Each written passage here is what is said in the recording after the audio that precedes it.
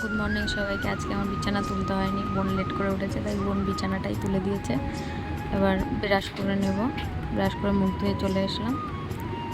এবার চাটা বসিয়ে দেবো, চা বসিয়ে দিয়েছি, দেখতে দেখতে হয়েও গেল। আজকে অনেক দিন পর বাইরের ওয়েদারটা একটু ভালো হয়েছে।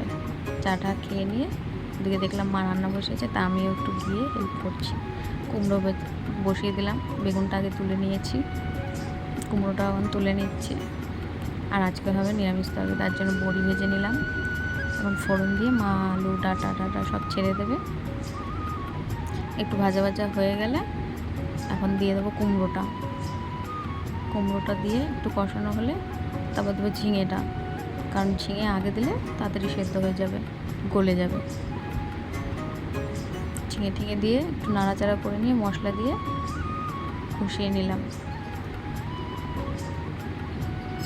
জল দিয়ে দিলাম, ফুটে গেলে নামিয়ে নেব।